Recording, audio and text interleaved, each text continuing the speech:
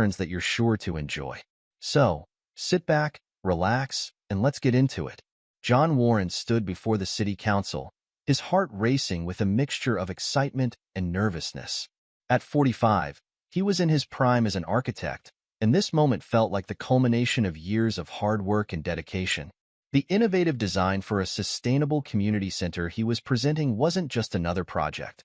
It was his passion, his vision for bringing people together in a space that could truly make a difference. As he spoke, his enthusiasm was palpable.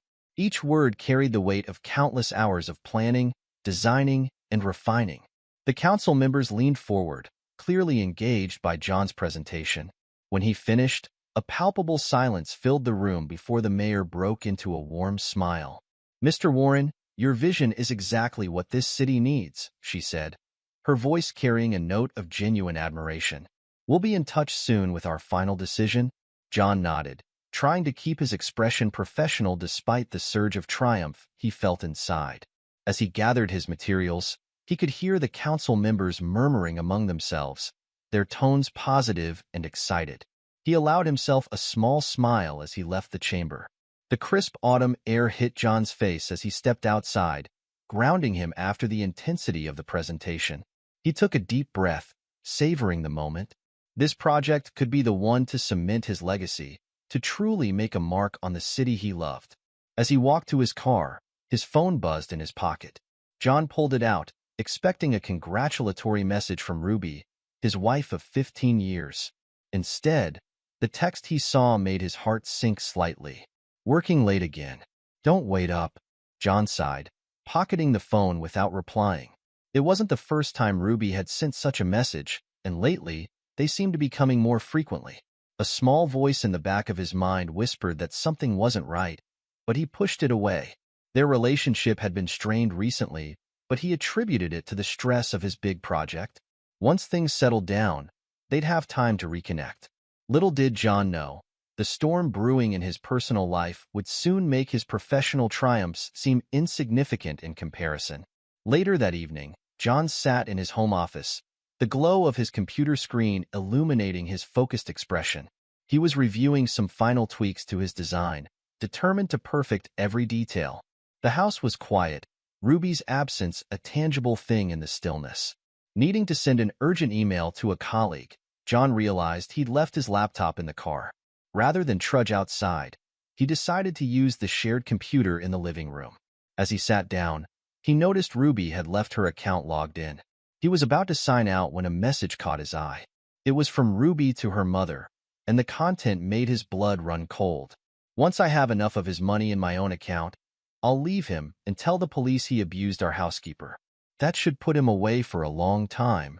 John stared at the screen, his mind refusing to process what he was seeing. The woman he'd loved and trusted for 15 years was plotting to destroy him. In an instant, his world shattered. The future he'd imagined, building his career, growing old with Ruby, crumbled to dust. For a moment, white-hot anger coursed through his veins. He wanted to confront Ruby, to demand answers, to shake her until she explained how she could betray him like this. But as quickly as the rage came, it subsided, replaced by a cold, calculated fury. John forced himself to remain calm. He knew he needed to act strategically. Over the next few days, John became a master of deception. On the surface, he maintained his usual routine, going to work, discussing the community center project, even sharing meals with Ruby when their schedules aligned. But beneath this veneer of normalcy, he was meticulously gathering evidence. He discovered Ruby had been siphoning money from their joint accounts into a secret one under her maiden name. The amounts were small enough not to raise immediate suspicion, but over time, they had accumulated into a substantial sum. John's jaw clenched as he realized how long this betrayal must have been in the works. But the financial deception was just the beginning. As John dug deeper, he uncovered a trove of text messages between Ruby and her lover, James Vega. James was a smooth-talking real estate agent they'd met at a charity gala last year. John remembered how Ruby had gushed about James' charm and business acumen. Now, reading their intimate exchanges, he felt sick. Their messages revealed not just a passionate affair, but a carefully orchestrated plan to ruin John. They discussed how to manipulate their friends into believing John was abusive, how to stage evidence, and how to ensure Ruby would come out of the divorce with as much money as possible. With each new piece of evidence, John's resolve hardened. He'd built his career on creating spaces that brought people together, but now he was preparing for a battle that would tear his life apart. The irony wasn't lost on him. Knowing he needed more than just digital evidence, John hired a private investigator to follow Ruby and James. The PI returned with a file of damning photographs. Ruby and James in intimate embraces, entering hotels together, sharing secretive meetings in out-of-the-way cafes. Each image was like a knife to John's heart, but he forced himself to study them dispassionately. These would be crucial in the fight ahead. Armed with this mountain of evidence, John contacted his lawyer, Wade Potter. Wade had been a friend for years, and John trusted him implicitly. When John laid out the situation, Wade's usually jovial face turned grim. "John, this is serious," Wade said, his voice low and urgent as he reviewed the evidence. "We need to move quickly and decisively. If what you've uncovered is true, and it certainly seems to be, Ruby and James could destroy your life if they act first." Together, they formulated a plan. John would drain Ruby's secret account, gather all evidence of her plot and the affair, and disappear before she could enact her scheme. It was a risky move, but staying put was even riskier. "Are you sure about this, John?" Wade asked, concern evident in his eyes. "Once you set this in motion, there's no going back. Your life as you know it will be over." John met his friend's gaze steadily.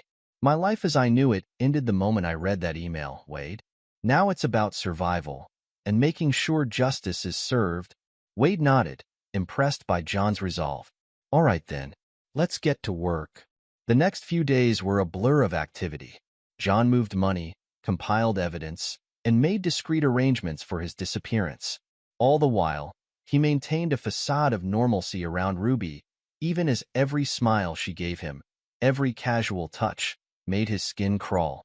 Finally, everything was in place. John packed a small bag with essentials, his heart heavy but his determination unwavering. As he zipped up the bag, he heard Ruby's key in the lock. For a moment, panic gripped him. Had she somehow discovered his plan? But there was no time for doubt.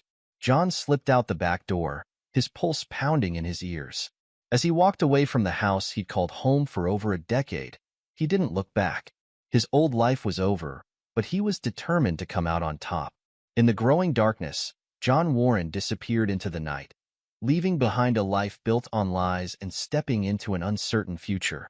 But for the first time since discovering Ruby's betrayal, he felt a glimmer of hope. The storm was coming, but he was ready to weather it. Ruby Warren's heels clicked against the hardwood floor as she entered the empty house. The silence that greeted her was unusual, even unsettling. "John," she called out, her voice echoing through the rooms. No response. A frown creased her perfectly made-up face as she moved from room to room, each one as empty and silent as the last. Something was off. John was always home at this hour, usually buried in his work in the home office.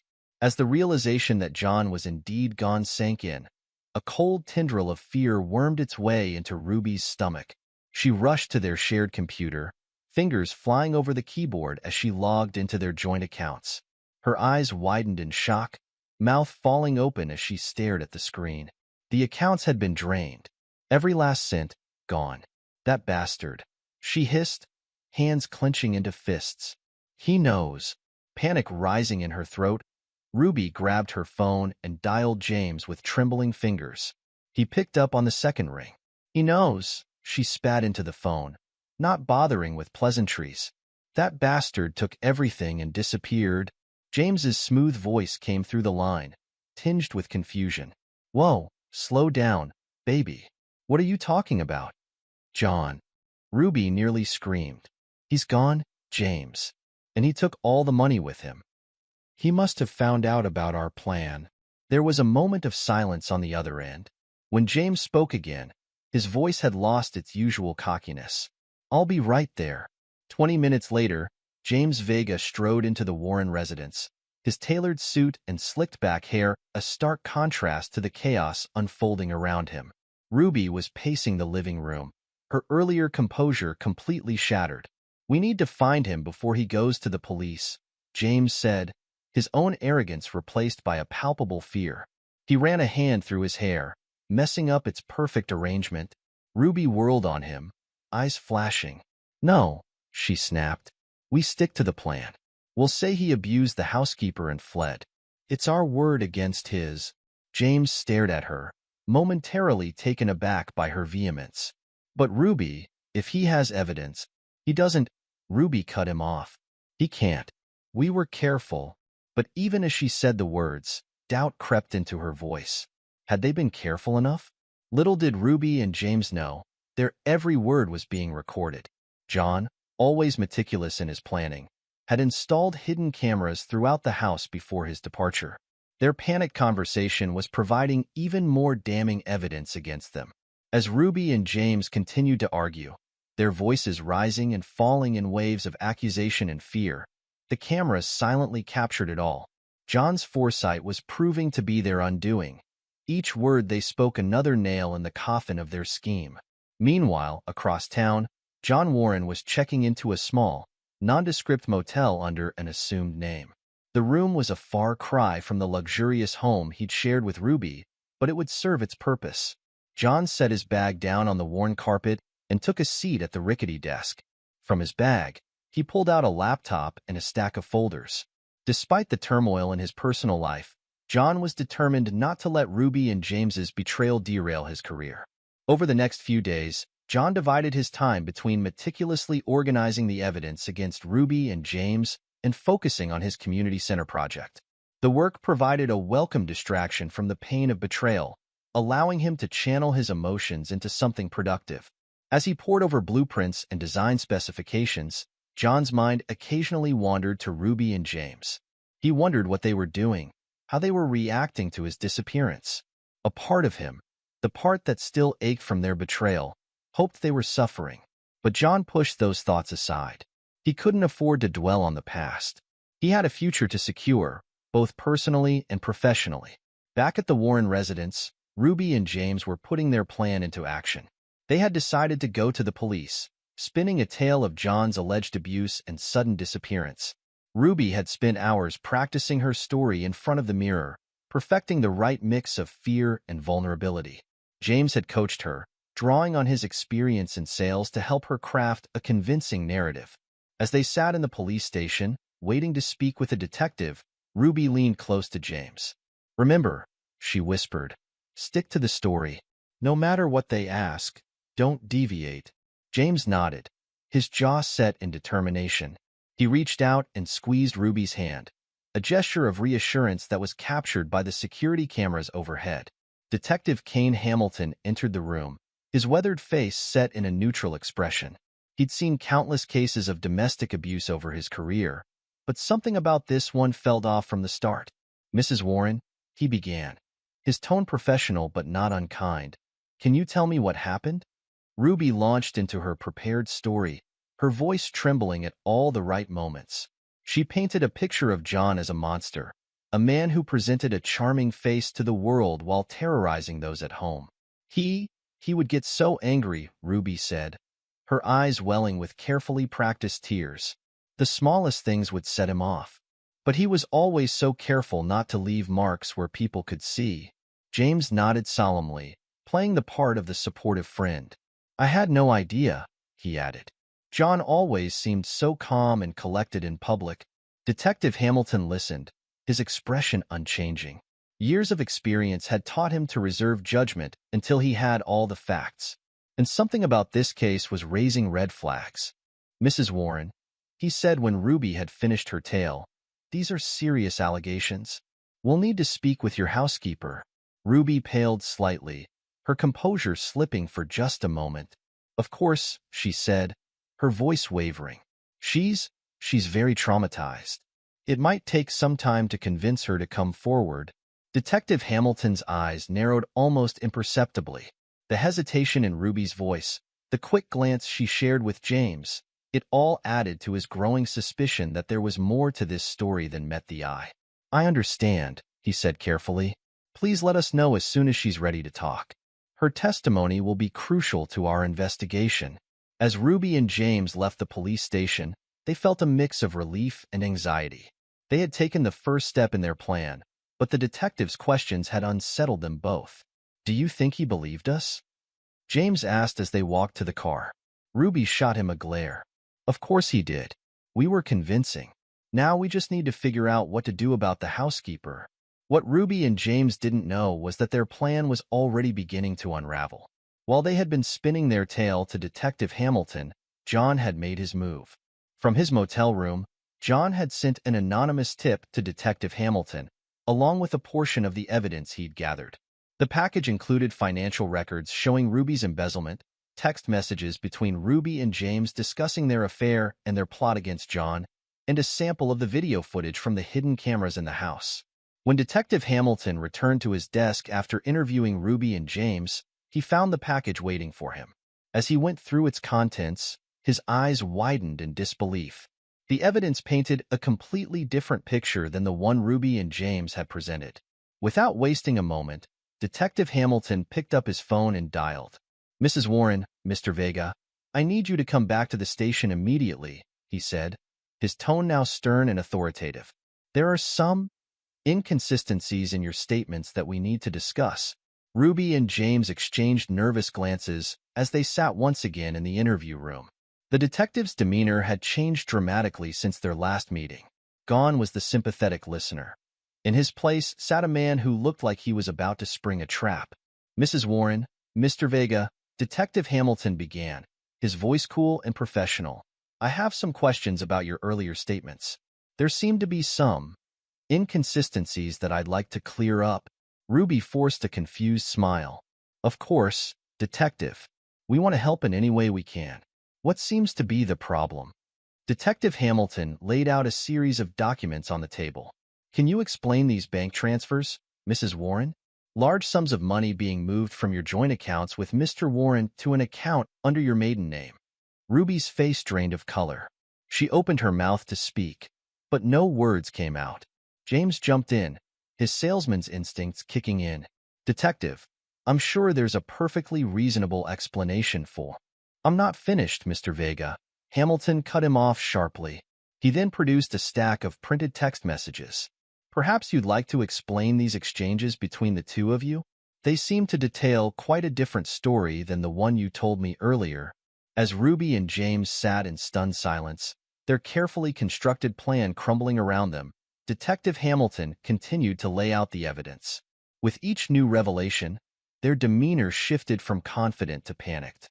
"I think it's time you told me the truth," Hamilton said finally, leaning back in his chair. The real truth, this time. Ruby and James exchanged a look of desperation. They were cornered, and they both knew it.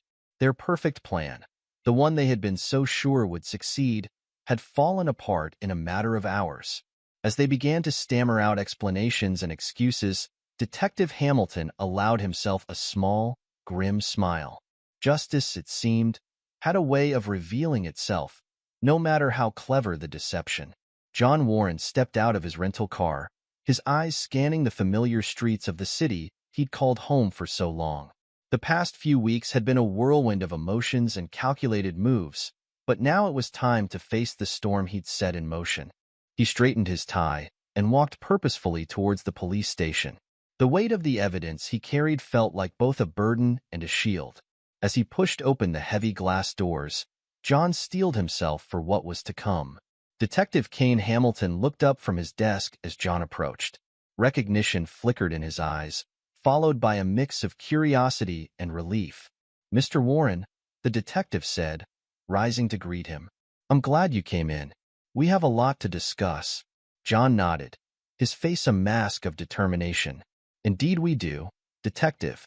I believe I have some information that will shed light on recent events."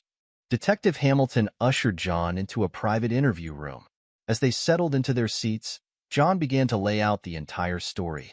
He spoke clearly and concisely, his emotions tightly controlled as he revealed the depth of Ruby and James' betrayal. He produced document after document, each piece of evidence more damning than the last. Bank statements showing Ruby's embezzlement, text messages detailing the affair and their plot, photographs from the private investigator, and finally, the video recordings from the hidden cameras in their home. As John presented his case, Detective Hamilton listened intently. His expression shifted from skepticism to shock, and finally to a grudging respect for the man sitting before him. "Mr. Warren," Hamilton said when John had finished, "I've been a detective for over 20 years, and I've never seen a case quite like this. The level of deception you've uncovered. It's staggering." John's jaw tightened. "They thought they could destroy me, Detective. They underestimated how far I'd go to protect myself." Hamilton nodded, understanding the steel behind John's words. "I'm sorry you had to go through this," he said finally, his tone genuinely sympathetic. "Rest assured, we'll be pursuing charges against your wife and Mr. Vega. Conspiracy, fraud, attempting to pervert the course of justice. They're looking at serious time." John felt a weight lift from his shoulders. Justice was in motion. The fear and anger that had driven him for weeks began to ebb, replaced by a sense of vindication. As he left the station, John took a deep breath of the crisp autumn air. For the first time since discovering Ruby's betrayal, he felt like he could breathe freely. The road ahead would be challenging, but he was ready to face it head-on. The next morning, John found himself once again standing before the city council. This time, however, the stakes felt different. His community center project, once just a professional aspiration, had become a lifeline, a beacon of hope amidst the chaos of his personal life. As he began his presentation, John pushed aside thoughts of Ruby, James, and the ongoing investigation. He focused entirely on his vision for the community center, pouring all of his passion and expertise into every word. The council members listened attentively, their expressions a mix of interest and something else. Was it admiration? John realized that news of his personal ordeal must have reached them, adding an extra layer of context to his presentation. As he concluded, a hush fell over the room. John held his breath, waiting for the council's response. To his surprise, the mayor stood up, a warm smile on her face. "Mr. Warren," she began, her voice filled with genuine respect, "in light of recent events that have come to our attention, we want to commend your strength and integrity. Your dedication to this project, despite the personal challenges you've faced, is truly admirable." John felt a lump form in his throat, but he maintained his composure, meeting the mayor's gaze steadily. "Your vision for this community center is exactly what our city needs," the mayor continued. "It's not just about the building itself, but about the spirit behind it, the desire to bring people together, to create something positive in the face of adversity. Mr. Warren, I'm pleased to inform you that your project is approved." The room erupted in applause. John stood there, momentarily stunned by the turn of events. As the reality of the moment sank in, a sense of triumph washed over him. His professional dream was becoming a reality, even as his personal life had crumbled. In that moment, John realized that his dedication and resilience had seen him through both challenges. As the council members came forward to congratulate him, John allowed himself a small smile. He had weathered the storm and come out stronger on the other side. Weeks passed, and John threw himself into the early stages of the community center project. The work provided a welcome distraction from the ongoing legal proceedings against Ruby and James. He immersed himself in blueprints and contractor meetings, finding solace in the tangible progress of his vision taking shape. But the day of reckoning couldn't be postponed forever. On a crisp morning in late autumn, John found himself standing in a crowded courtroom, watching as Ruby and James were led in, their hands cuffed behind their backs. The trial had been swift and decisive. The mountain of evidence John had gathered left little room for doubt. As the judge prepared to deliver the verdict, John studied the faces of the two people who had once meant everything to him. Ruby looked pale and drawn, her usually immaculate appearance now haggard. James, stripped of his arrogance, seemed small and defeated. As the judge pronounced them guilty of conspiracy, fraud, and attempting to pervert the course of justice, John felt no satisfaction, only a profound sense of closure. As Ruby and James were led away, Ruby caught John's eye. "I'm sorry," she mouthed, her face a mask of regret and fear. John simply turned away. He had no words for her, no forgiveness to offer. Their chapter was closed, and he was ready to move on. Leaving the courthouse, John's eyes were drawn to a construction site across the street. The foundation of his community center was being laid, the skeleton of the building beginning to take shape. It struck him as a powerful symbol, new beginnings rising from the ashes of betrayal and deceit. That evening, John sat in his new apartment, a glass of whiskey in hand. The space was smaller than the house he'd shared with Ruby, but it felt more like home. As he looked out over the city skyline, he reflected on the brutal journey he'd endured. He had lost his wife and the life he'd known, but he'd maintained his integrity. He'd faced betrayal and come out stronger, more resilient. The man who sat here now was not the same one who had stood before the city council all those weeks ago, blissfully unaware of the storm about to break. As John sipped his whiskey, he felt a sense of peace settle over him. The future, he realized, was full of possibilities. He had his health, his career, and a renewed sense of purpose. Whatever challenges lay ahead, he was ready to face them. Setting down his glass, John turned to his drafting table, where the latest plans for the community center lay spread out. Tomorrow would bring new challenges, new opportunities to make a difference. And John Warren was ready for all of it. This is where our story comes to an end. Share your thoughts in the comment section. Thanks for your time. If you enjoy the story, please subscribe to this channel. Click on the video you see on the screen, and I will see you there.